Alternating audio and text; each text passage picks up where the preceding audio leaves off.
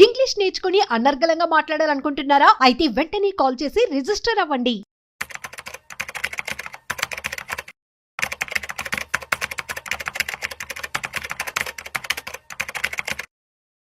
నమస్కారం అండి. నమస్తే.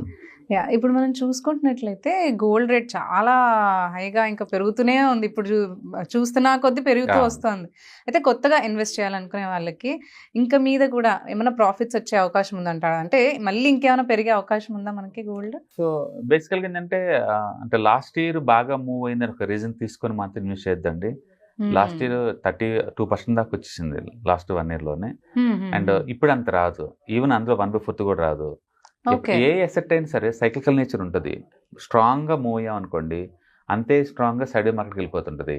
అందుకని దాని నేచర్ ఎంత ఉందో అంతే మూవ్ అవుతుంది. బేసికల్గా స్టాక్స్ అయితే మనం ATR అంటాం, యావరేజ్ 2 range అంటాం. అంటే లాస్ట్ 14 క్యాండిల్ యావరేజ్ చేసి మనం చెప్తాం అనమాట. అందుకని రిలయన్స్ ఎంత పోతుంది పర్ డే అంటే మన క్లారిటీ ఉంటుంది. మంత్లీ ఎంత పోతుంది అంటే మన క్లారిటీ ఉంటుంది. నిఫ్టీ ఎంత పోతుంది అంటే నిఫ్టీ పర్ డే వచ్చేసరికల్లా 250 points యావరేజ్ మీద. అంతే తప్ప 1000 points పోద్ది అని అలా అలా ఎక్స్పెక్ట్ చేయకూడదు. దాని హిస్టరీ మనకు చెప్తుంటుంది, అది క్లూ. అలాగే పర్ వీక్ ఎంత పోద్ది అంటే 650 points. పర్ మంత్ ఎంత పోతుంది అంటే ఆల్మోస్ట్ 1400 points. అంటే క్లారిటీ ఉంటుంది ఈ అసెట్ ఇంత పోతుంది యావరేజ్ మీద అని అనమాట. ఈ యావరేజ్ కన్నా ఎక్కువ మూవ్ అయితే మనం వాలటిలిటీ అంటాం. ఇది దాటి ఎక్కువ మూవ్ అయిందంటే వాలటిలిటీ వచ్చింది అనుకోండి, తర్వాత ఏమంటే వాలటిలిటీ కూల్ అయ్యి నేరో రేంజ్కి వెళ్ళిపోద్ది మళ్ళీ. అంటే ప్రతి అసెట్ కి ఈ క్వాలిటీ ఉంటుంది. అందుకని పరిగెత్తుకుంటూ పోతే అంటే పోవు. ఈవెన్ రియల్ ఎస్టేట్ కూడా చూడండి, ఒక 5 years మూవ్ అయింది అనుకోండి, నెక్స్ట్ 5 years ఆగిపోతాయి, డౌన్ అవుతాయి. అలాగనే ఈవెన్ గోల్డ్ కూడా అంతే. అంతెందుకు లాస్ట్ 1 month లో గోల్డ్ పెరిగింది 4% అండి. లాస్ట్ 1 month లో 4% చాలా ఎక్కువలా కనపడుతుంది కదా. మ్యూచువల్ ఫండ్స్ 10% పెరిగినాయండి లాస్ట్ 1 month లో. మ్యూచువల్ ఫండ్స్ 1 month లోనే 10% పెరిగినాయి, బట్ గోల్డ్ పెరిగింది 4%. అందుకని గోల్డ్ లాస్ట్ 1 year లో 30% పెరిగింది కదా అని ఒక రీజన్ తోటి అయితే రాకూడదండి. ఇన్ఫాక్ట్ ఈ సంవత్సరం గోల్డ్ మీద కొత్త ప్రాఫిట్ బుక్ చేసుకొని కొంచెం స్లో అవటం బెటర్. మీరు హెడ్జింగ్ కోసం అయితే పెట్టచ్చు, ఇయర్లీ యావరేజ్ మీద ఒక 10 to 12% కోసం అయితే పెట్టచ్చు. బట్ లాస్ట్ ఇయర్ రిటర్న్స్ లాగా వస్తే మాత్రం అది వర్కౌట్ అవ్వదు. ఎందుకంటే సెంట్రల్ బ్యాంక్ సపోర్ట్ చేస్తున్నాయి కాబట్టి గోల్డ్ ప్రైస్ సస్టైన్ అవుతుంది. అదేదో కొలాప్స్ అవుద్దని కాదు, బట్ టైం కరెక్షన్ ఖచ్చితంగా వెళ్తుంది. ఈక్విటీ కనుక పర్ఫామ్ చేస్తుంటే కనుక ఖచ్చితంగా గోల్డ్ స్లో డౌన్ అవుతుంది.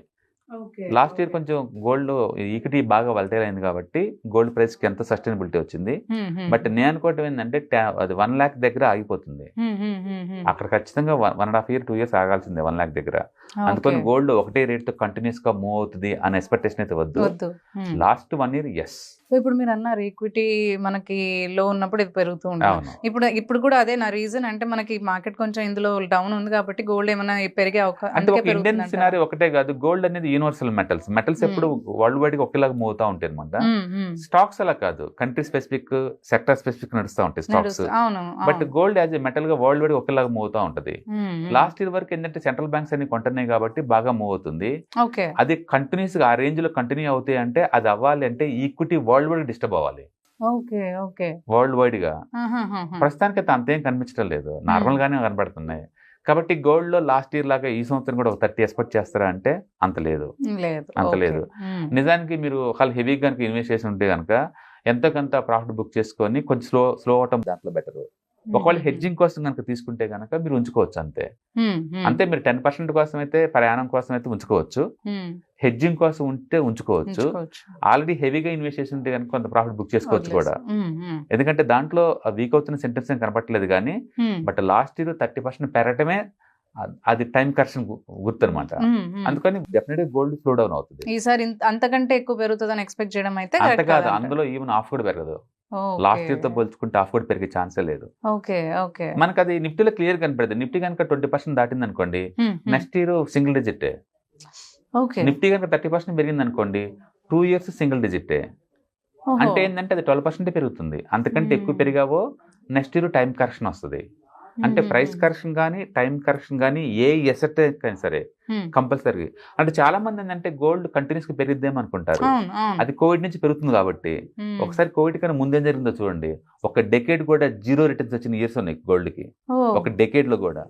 అబ్బో. అందుకని షార్ట్ టర్మ్ లో జస్ట్ 4-5 years నుంచి పెరుగుతుంది కదా అన్న ఒక రీజన్ తోటి లాంగ్ టర్మ్ అలా ఎక్స్పెక్ట్ చేయమాకండి, అట్లేం ఉండదండి. పెరిగితే ఒకేసారి ఆమంతం అది చార్ట్ బ్రేక్అవుట్ అయితే ఒకేసారి పెరుగుతుంది, పెరుగుతుంది. లేదు అంటే కన్సల్టేషన్ అంటాం మనం, సైడ్ మార్కెట్ లో టైం కరెక్షన్ అంటాం కదా, వాటికి వెళ్ళిపోతాయి. కాబట్టి నేను అనుకోవడం ఏంటంటే సింగిల్ డిజిట్ లో పెరుగుద్ది gold next 1 year. Okay okay. Equity market కొంచెం గ్రోత్ ఉంటుంది కానీ అటు ఉండదు. ఈక్విటీలో టూ మచ్ డౌన్ అవుద్ది కాబట్టి టూ మచ్ అట్రాక్టివ్ టైర్ అవుద్ది, మళ్ళీ పైకి వెళ్తాయి. అందుకని టూ మచ్ ఇటు పోయిన టూ మచ్ ఇవి ఇటు వచ్చిన అటు వచ్చిన. గోల్డ్ అలా కాదు, చాలా కామ్ గా స్లోగా మూవ్ అవుతా ఉంటది.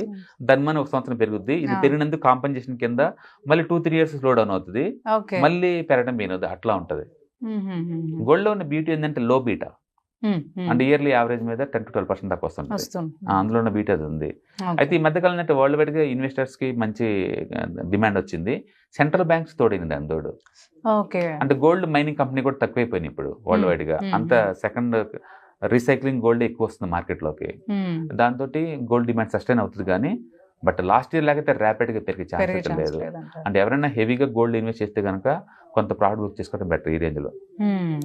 ఓకే అండి, థ్యాంక్ యూ.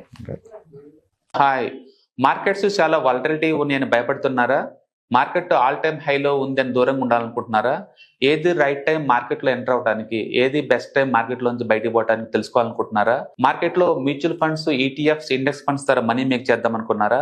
ఇలాంటి మీ డౌట్స్ కి క్లారిఫికేషన్ కోసం ఈ webinar ETFs, index funds and mutual funds కోర్సులో జాయిన్ అవ్వండి, మీ డౌట్స్ క్లారిఫికేషన్ చేసుకోండి.